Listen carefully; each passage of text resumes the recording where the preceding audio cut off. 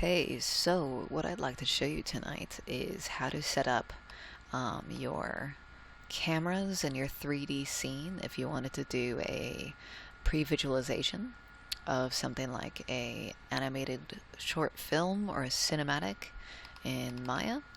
So to give you an idea of what it is we're going to get up to, what I've got here is I've got this animatic I've produced from these storyboards for a game cinematic. So I had taken each of these into After Effects, and I had animated these to music, following some of the camera angles and shot transitions that I wanted to play with. Now, obviously, this is only going to give me so much.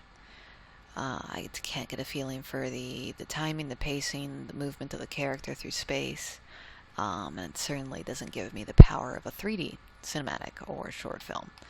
So now the next step, before we actually go in and we start modeling all this crazy stuff, I mean, we've got a full environment, we've got trucks in the background, goblins, giant toad beasts, I've got a train here. Of course, Yolanda herself. There's just so many assets to be created in something like this. All the people in the train carriage, looking outside, we have all these additional vehicles. Again, we have got animations of these goblin jerks shooting some poor innocent civilian and everybody reacting to that. It's all very dramatic. That's a huge amount of work. And of course, it's going to cost a lot of money to try and get all that to come together if it's not going to be me who makes all of it. So before I go in, I just start paying for a lot of this stuff or trying to build it myself. I'm going to do something called a pre-visualization. Now, a pre-visualization is going to use very rudimentary, very simple block-out characters, something like this is this very rough 3D character made of primitive shapes with the most limited amount of modeling done.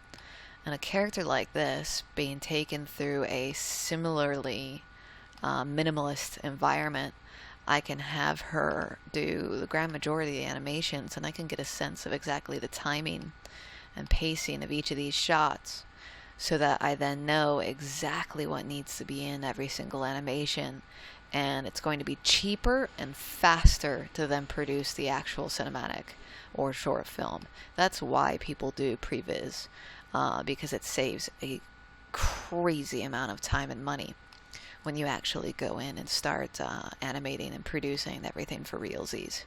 So what I'm going to show you tonight, I'll just give you my little chapter list here. We're going to start by exporting this image sequence out of After Effects. So we'll pull that out first.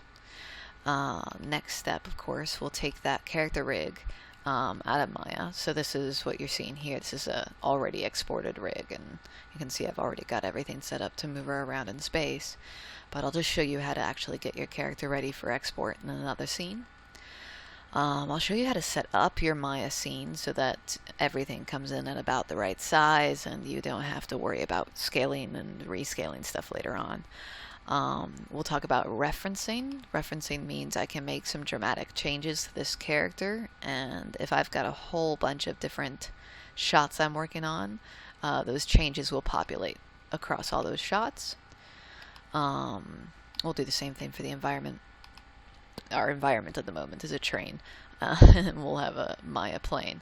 We'll then go through and we're going to set up cameras, and we're going to use a lot of this image sequence on those cameras to give us a guide for how to actually set up our shots.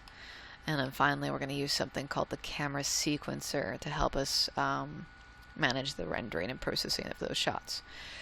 Okay, so let's get started with exporting this image sequence from After Effects.